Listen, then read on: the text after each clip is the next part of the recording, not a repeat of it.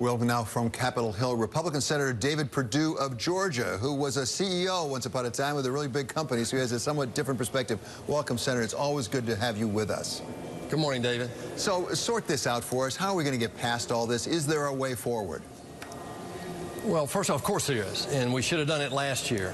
Let me remind your viewers this morning, David, that we're in the 4th month of this fiscal year that we're talking about. And the second fact is, because we stayed here in August last year in the Senate, we actually funded 75% of the discretionary budget. Now, as outrageous as that is, that's the first time in 22 years that even got done, David. So this just smacks of the dysfunction here in the whole funding process of our discretionary budget. What we have here, though, is an impasse, and I think that cooler heads are going to prevail here in the short term, I hope, to get past this, and let's get border security funded and move on to funding the government and deal with next year's budget, which is going to be due September 30th of this year. So everyone seems to agree, Democrats agree that we need border security. I mean, nobody says we should just open up the borders. Where is the leadership going to come from to really get past this? And I'll point my finger specifically at Senate Republicans. Don't you have a role here that really could be very positive? Because it doesn't look like Nancy Pelosi and Donald Trump are going to come together in a kumbaya moment. Well, David, I agree with you. I think this is a time when we need to step forward and force a compromise here. Look, President Trump has demonstrated repeatedly he's willing to negotiate. Remember, last year, the Democrats in the Senate, to your point, actually voted for $25 billion for border security in the Susan Collins immigration bill. Since then, the president has moved on to agree to 5.7, I think was a number, and then even before Christmas, agreed with the Democrats that 1.6 would be an acceptable number to get started.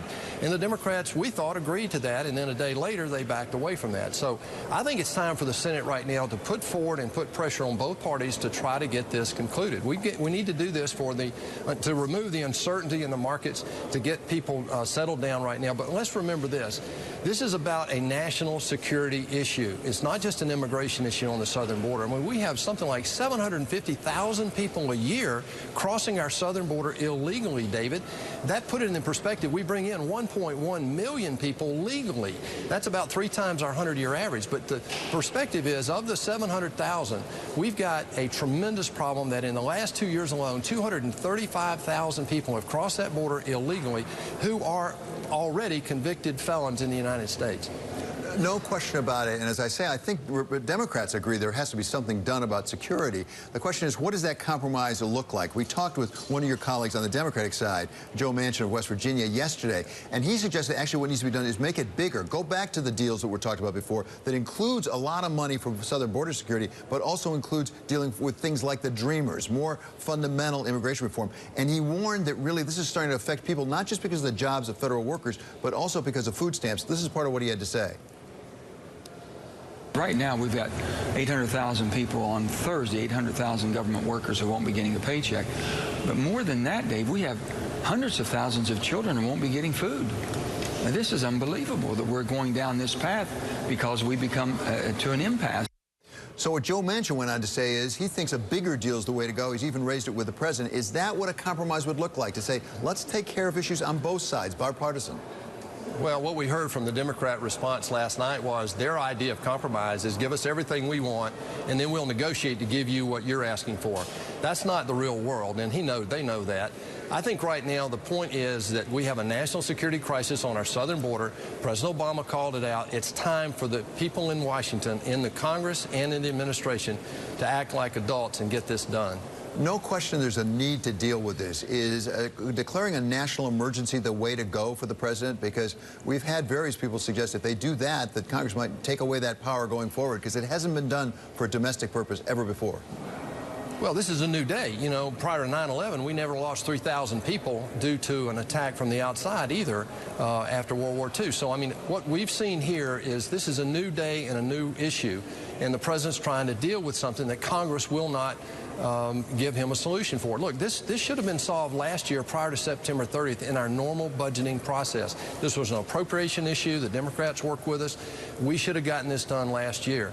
My point right now is that the American people expect us to get this done. President Trump was elected by actually what you saw last night was the people's president talking directly to them about what they want done. And I think you'll see that get done here in the next couple of weeks.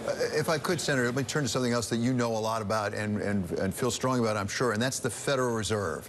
There's been a little bit of a pull and tug, I think it's fair to say, between the President of the United States and the Chairman of the Federal Reserve, Jay Powell, about raising interest rates.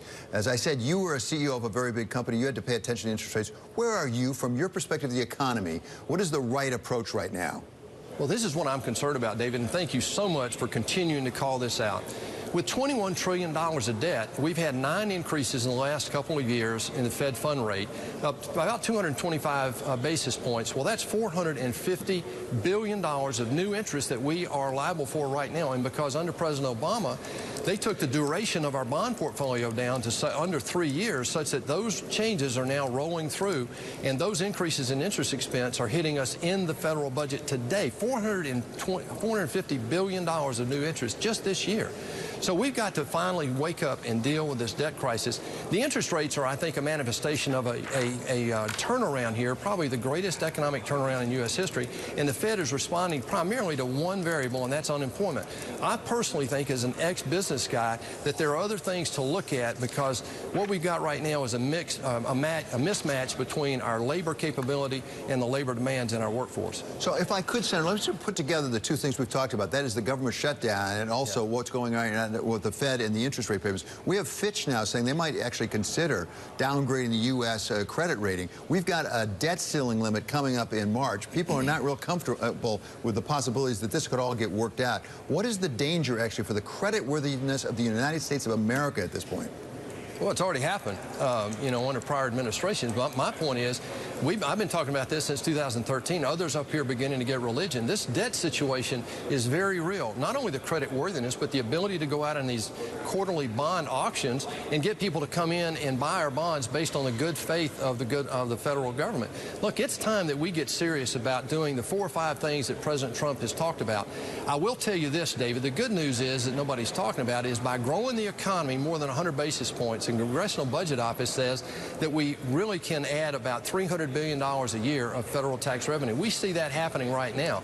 And what that means is, because of the turnaround in the economy over the next 10 years, we've lowered the debt curve by about $3 trillion. On the other hand, we've still got to save Social Security, save Medicare and Medicaid, because these are entitlement programs that are really in jeopardy right now because of the intransigence of the liberal left over the last 20 or 30 years. Okay, Senator, once again, we had this whole discussion. We didn't get to entitlements, so you got to come back again, because that's the really big gorilla in the corner of the room, I think. Okay, Republican Senator David Perdue of Georgia, always great to talk to you, sir. Thanks, David.